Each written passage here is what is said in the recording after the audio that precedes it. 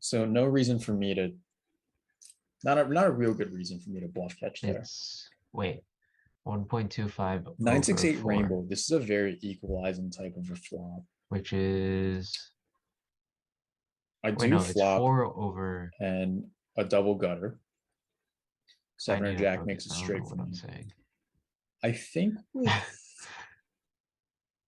with this hand, it probably wants to bet a fair bit. It gets useful fold equity from hands like ace 4 offsuit, ace 3, ace 2 I feel offsuit. like rainbow flops always favor the aggressor. And the fact that I have 2 overs in addition to the pretty strong draw makes it so that I can stand some pressure from a hand like check from I think hands we that might do want to have check some raise me. showdown value in the I fact think that this we is a little bit have of a a pair of mistake. Actually, I sixes, should not be betting this small. but This it's is not not a surprising this that is he not a bet really there like a with small like bet most kind of of a his flop. range. So yeah, he makes the call. I think that's pretty natural. I think on this ace turn, I just slow down. The ace also helps him. Hand has some showdown value. I don't think. As always, I always think I that don't the really ace think I'm helps able to the fold out aggressive anything range, that's better. which at this might be point. flawed, but I don't know. Okay, so that's a Wait, we great hit a range for flop. me. We hit a straight. Make the straight. What if we just do the same thing? See what he does. So if I bet too so high, then he he's leads gonna into his overcall, I 2.5. think. If I bet too low, he's going to overfold. What kind of so if he has 2 So I have to pair strike a good balance. type hands. Is that correct? If I Reason to bet too high. 8.5 pressures those the most. What? Oh my god, this is another one of those situations. 2 pair set. Oh, I have to 5 debate whether he has for a the 10. lower I have the straight. idiot end of the I'll straight. get That's the incredibly problem. pressured by this 8.5 raise. That should be the bulk of his betting Okay, range let's here. think. How many times is he bluffing here?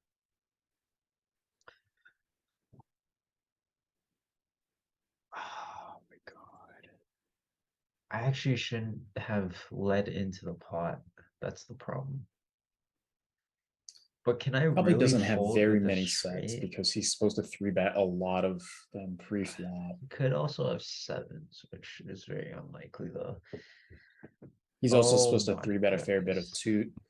He his really 2-pair pre-flop, has like a 9, higher like straight than suited me. connectors are essentially almost must 3-bets in heads up, or at least they're 3-bets at the very minimum half the time from what I remember. Okay, so he makes the call and yeah, I don't think he's ever bluffing cards go there. into the muck and we win the pot. I think the next hand we went to was 968. Yeah, 968.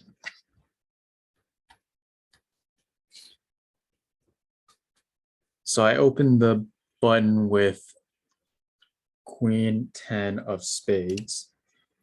You flatted, and this board came 9 of diamonds, 6 of clubs, 8 of hearts, ace of diamonds, 7 of clubs. And by the way, the program that we're using to analyze this in GTO is one called GTO Base. You can sign up here. Right now, it is free to use and browse their solutions. It might not stay that way forever, so we are, for the time being, taking advantage of the opportunity that it is free. So, okay. Here flop comes 968 rainbow. What were what were your whole cards and what were your thoughts on this flop? So I had 5-6 off, 5 of hearts, 6 of club, or 6 of spades, and well, obviously I had hit bottom pair on the flop, but also as the pre-flop defender, I think this gives this flop gives you the range advantage. I thought because it's somewhat connected, and it's rainbow. So I thought you would have the advantage, but since and I wasn't surprised when you bet like a very low bet size into the pot. But I instinctively just called because I just had bottom pair. Right. I think your intuition about this flop is it was that it favors me. And this flop is actually one of the flops that sort of neutralizes my range. It somewhat neutralizes my range advantage. It's certainly not particularly favorable for me. The connectedness of the board and the rank of the cards being medium to low here makes it so that you catch up a little bit. And the fact that it's rainbow too makes it so that you catch up a little bit. And you can see that when the solver detects that, you know, the equities have sort of moved a little bit in your favor, you know, relative to what they were pre-flop, that it starts to build a little bit of a donking range here. And you can see that you're supposed to donk this, you know, board almost 5% of the time. I don't really give much thought to this. You know, the solver loves to donk super polarized holdings here. So if you have hands like strong pairs, you're supposed to donk them. If you have a hand like a set, for instance, you know, you would donk them at some frequency. Oops, excuse me.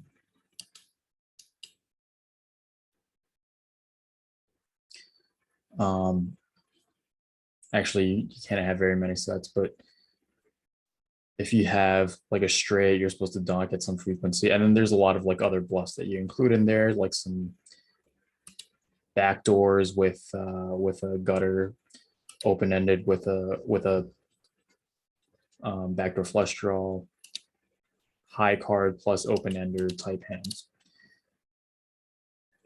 I don't really read too much into this. It's very hard to play a strategy that includes donking.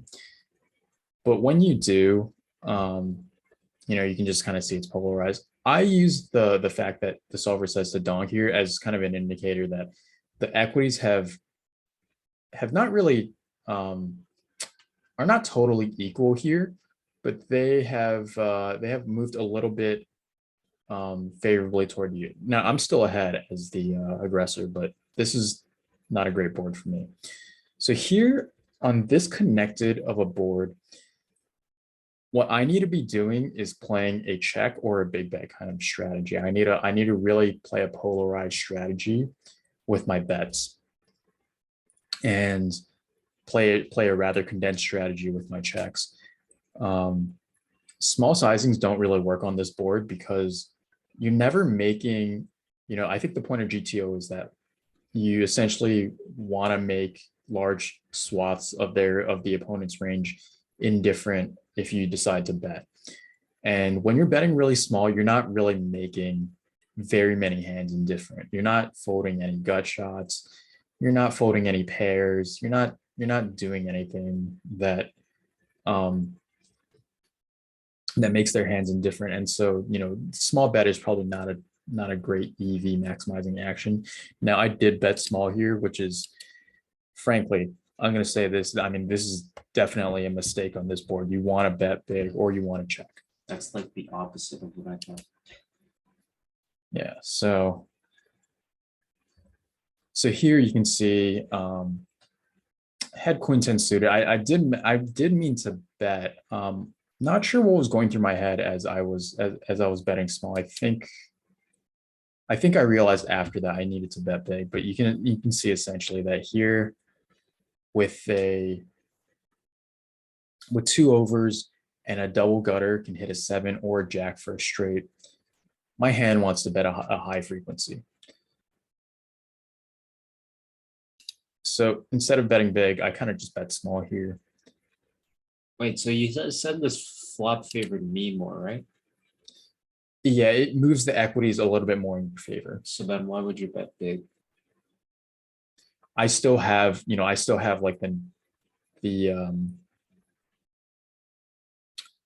still have like sort of the nut advantage on this board. I have all of the sets. I have top two. I have 8-6 suited.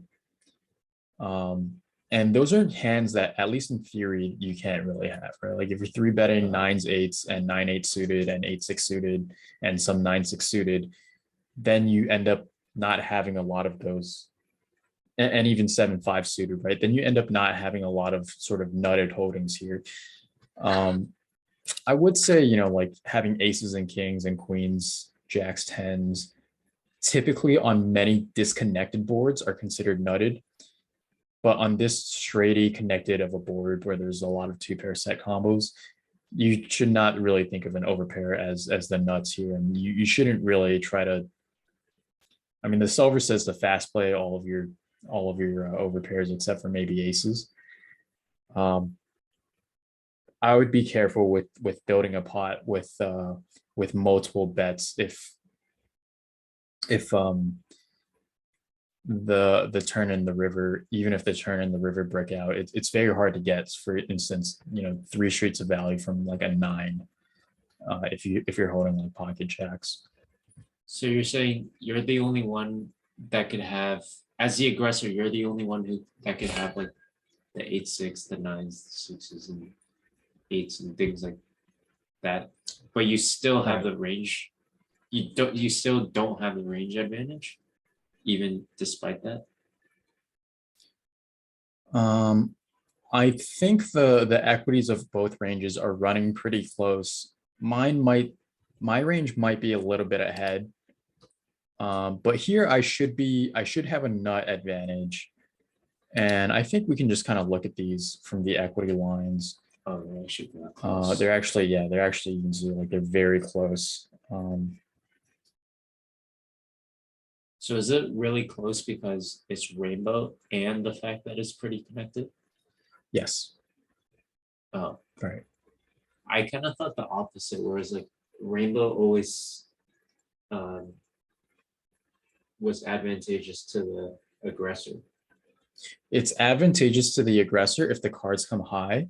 It is extremely disadvantageous to the aggressor if the cards come low. Oh, Rainbow sort of exaggerates the effects of the ranks of the cards, right? oh, Whereas if you think about the opposite, monotone boards, they actually are more neutralizing for the ranks of the cards, because, for instance, if the flop was 9-6-8 monotone, all of a sudden we have the same amount of flushes in our range, and now the board becomes kind of a small bet or check flop. that makes sense. So okay, I bet small, and I think here I call it. you called. Turn was the ace of diamonds. You checked. What were your thoughts with when the ace came? First of all, I thought not to inflate the pot with 5-6, just bottom pair, and I thought the ace favored your range, so it like even more of a reason not to inflate the pot. So it's checked. Yeah, I think the ace is an interesting card. If I had bet big, there are now fewer aces in your range. But because I bet small, like you have to continue basically all of your, maybe not all of your ace highs, but any of your ace highs that have some sort of connection to the board, which are going to be like ace 10 through ace 5. I'm going to say it basically have to always continue against a 30% bet. So the ace does hit you some percentage of the time. It helps you make 2 pairs some percentage of the time.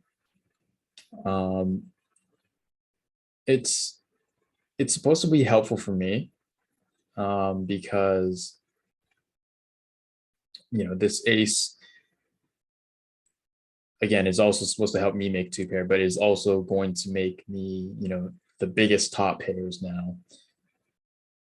So you check. I think with my hand here, queen 10 of spades, my guess is I could have bet this. I could have also checked this. I think if I bet 3/4 pot on the flop, I can also go 3/4 on the turn. And the ace would help me more.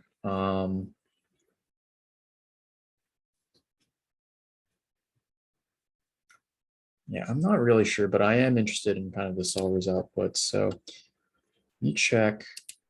What does queen 10 suited want to do here? Okay, it likes bet.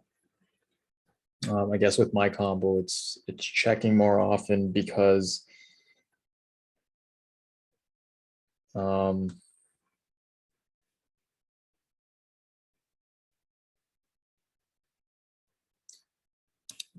that's very strange. I think I'm unblocking folding range, right? Like if you floated me with two hearts or two clubs, and I put in a big bet on the turn, and you just don't have any sort of other equity on this board, then you have to fold.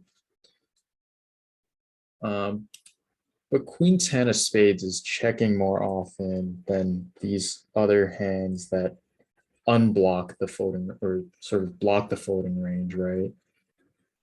The queen of tens. I guess if you have a 10, you're never folding on the turn anyway. If you have the 10 of hearts, you're never folding on the 10. You're never folding on the turn anyway. So that's not necessarily a fold, even though I just said it was. I guess if you have queen 10 of hearts, well, now he can't fold. Now the villain cannot fold queen 5 of hearts, for instance, or queen 4 of hearts or something like that. So why is it saying to bet more often? I'm a little unclear on what is going on with the suits here, but I don't think we need to get into this minutia. The big picture is all my two pairs betting, all my sets, all my whatever straights, top pair, all these types of hands are now betting.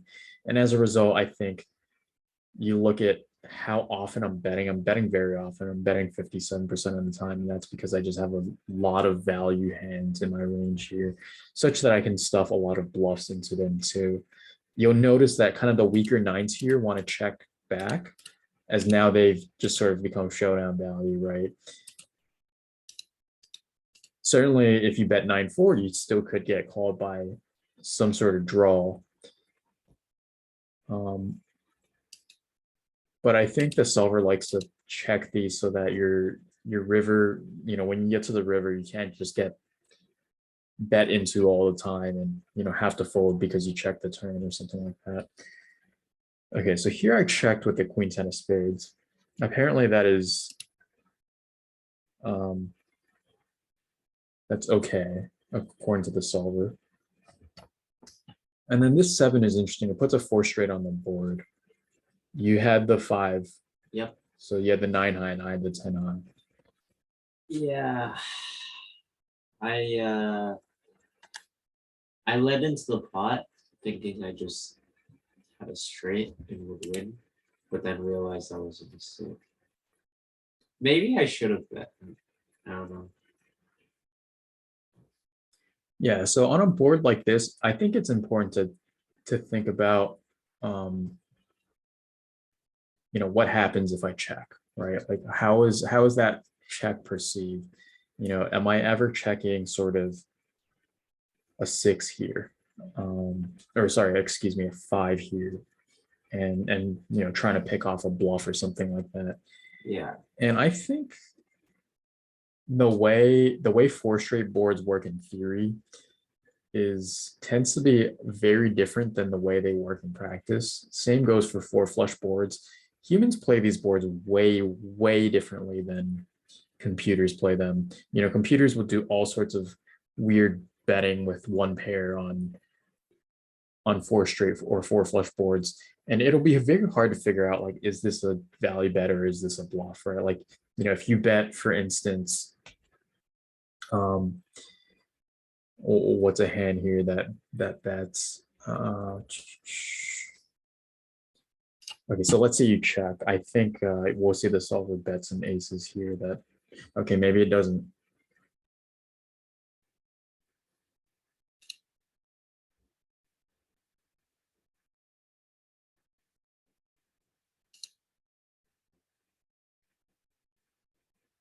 Let's try to see if we can find some weird bets here that make no apparent sense.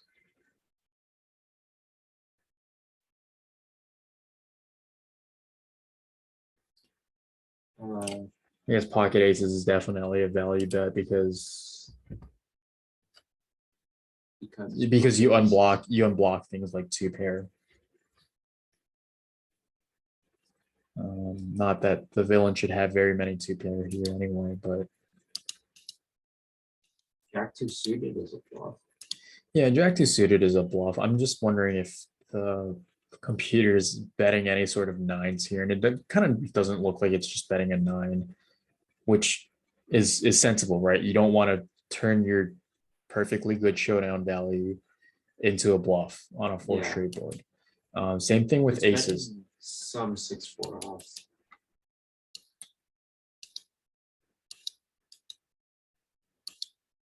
Yeah, it's betting some 6-4 off. I guess.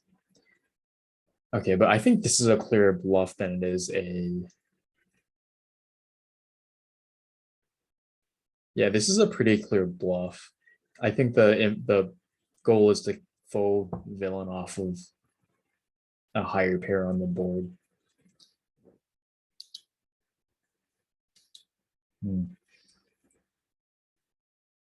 Okay, well, actually, this spot is working as we'd expect it to. With your fives, it looks like you're kind of betting those at a high frequency. Oh wow. Well, actually, no, excuse me. That was me. Oh, With your fives, I think you have to play some check. You have to play maybe a little bit of check with a five. Let's see how it treats tens here, which are the upper end of the straight. So it does play some check here, and that's the reason is that you have so many of these middling strength hands like queen nine, king nine, right. jack nine Balance the check that range. that you can check and potentially win a showdown with.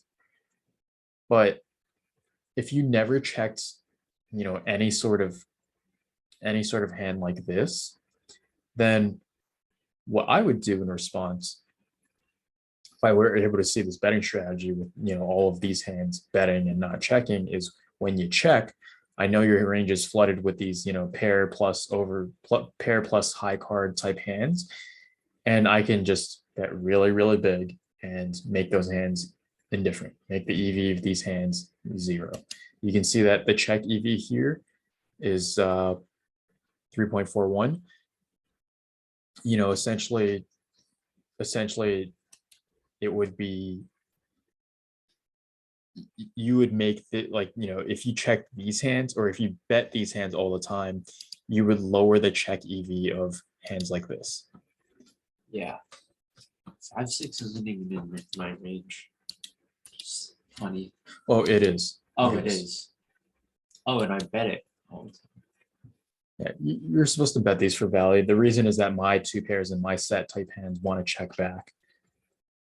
And this is not so nutted enough that you want to check it at a higher frequency than, for instance, a 10. So I think you bet here, and you bet 2.5 into the pot of.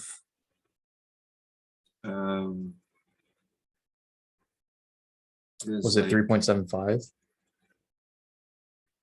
It was like 7.5, I think. No, I don't think it was. No, I don't think it was that big.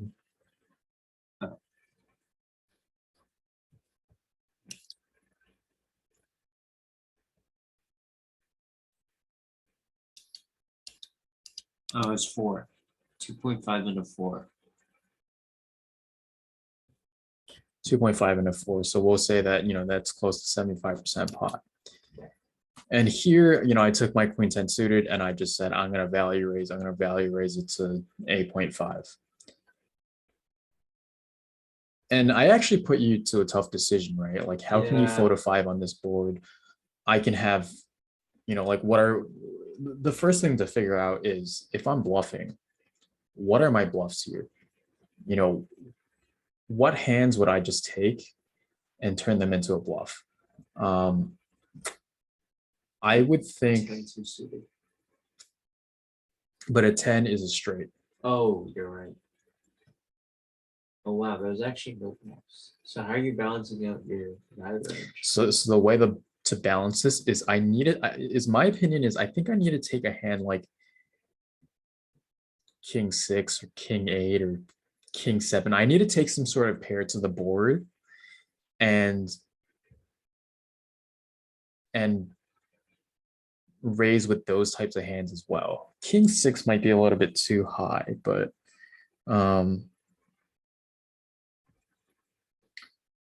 you know, I would think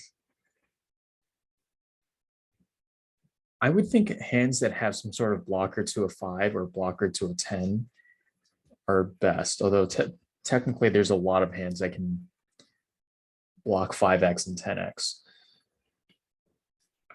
Essentially, by raising, I make your hands, I make you very indifferent to calling with hands like two pair. You have to fold all of your one pair hands, is my guess. And you're only calling with straights and some two pair. So let's see if I'm correct. So what are the hands that want to raise?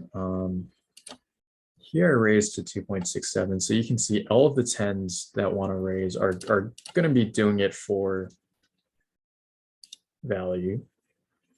And you can see here the pot is 8. You bet 6. And there's a decent amount of jam in here. There's Oh, a wow. decent amount of just go all in. So if you think about it, like, you know, this is value, this is value, this is value, value, value, value. It's really hard to find bluffs here. Wow. I mean, there's this trail of 4-3. There's Jack 7 suited. That is clearly a bluff. There's Jack 7 offsuit. But you actually don't see very many bluffs in the jam bet sizing. It's because if you're going all in, like, it puts more weight to if you lose. So if you bluff in all in, then if he calls, then you like lose all your money. But when you bet or raise a bigger sizing, you can theoretically support more bluffs in spots like this. I think it has to do with the way that the ranges are interacting on this board. It's very, very interesting. Okay, so this is just 2% of the time. Let's see if we can find more answers with 2.67. So, okay, so this is raised for value, you know, essentially these lines of 10s are all raised for value. And then I would assume anything else is probably Yeah, queen bluff. off. Yeah, you'd have to take hands like this and turn them into a bluff pair plus. Yeah. So pair, essentially one pair type hands, and you just have to turn them into a bluff. Right. There aren't nearly as many bluffs as there are value hands here. Or sorry, there aren't. Yeah, that makes sense. There aren't nearly as many bluffs as there are value hands. Right. Well, you're only raising 2.67x. The smaller the raise, the fewer bluffs you can, or the more value heavy it needs to be. Oh, But yeah, this is a very important kind of. This is a very important kind of board the river to look at, the 4 straight river. And the reason it's important to look at is you have to, you know, you look at all these combinations that include a 10, and then the solver is, you know, raising all these 10s. And then it's basically saying, okay, if you have 7-6 suited, which you have very infrequently, or no, sorry, you're the aggressor, you do have this. Then you need to take that and you need to raise and essentially turn that into a bluff. I would guess like 8-7 off is, I mean, does raising here count as a bluff? Certainly all of these hands are bluffs, right? If you raise with queens here on this type of a board, you're always bluffing. You know, you're never getting called by worse. And if you've got like queen 8, queen 7, you need to turn those into a bluff. And in reality, what you're going to see when you play people at your casino or people in your home game, anybody live, they're not going to be able to find this. They're not going to take queen 8 off and turn that into a bluff. That just doesn't happen. They're not going to take queen 9 off and just be like, okay, let me just raise. And the point of this is that it's a bluff. You really don't see that kind of thing happening. So this is kind of a very important thing to remember is these 4 straight boards are going to be under bluffed by people. Under bluffed relative to the solver. So I raise, and let's say it's 2.767x. And here it's actually mixing some fold with 6-5 here. Were you ever considering folding the idiot end of the strip? Yeah, I was like, I don't feel like he has that many bluffs here, but at the same time, it's very difficult to fold a straight. And I was time thinking and thinking, and it basically came down to a coin flip, and then at the end of my time thinking, just Yeah, and I don't blame you. I have to think really hard if my opponent could have any bluffs or not. And then, probably just put in the call, put in the psi call. yeah. It's really not a great spot to have the idiot end in the straight. I mean, yes, we are heads up. So you should just fear nutted hands less often, but how often am I going to be able to turn a pair into a bluff on this board? How often am I going to find queen 9 off as a sort of bluff raise? You can see I'm not even raising chops. That's an important thing to know about this spot is my 5s here You're just checking. do not want to raise, right? They just want to call. When you bet 75% pot, my 5s just want to call and see showdown. They don't want to raise. They don't want to be like, oh, let me try to get some more value from 2 pair or whatever. My 5s just want to call. So really by raising here, you're not even up against a chop, right? Either you're up against a 10 or you're up against like me having to find queen 9 offsuit. So I don't blame you for not folding here. Of course, even the solver is calling here, right? At some frequency. But I would expect that, number one, in reality, I'm not going to be bluffing queen 9 off, queen 8 off as often. And so what you might want to do here is you would probably fold more often than theory suggests. That's sort of the exploitative adjustment to make. But of course, I'm not good enough to do that. I'm not going to fold a 5 here to a raise, right? Like that's just very, very, very hard to do. Not saying I haven't done, similar things to this, but it's somewhat hard to find, this kind of a fold. Okay, so let's move on. So the last thing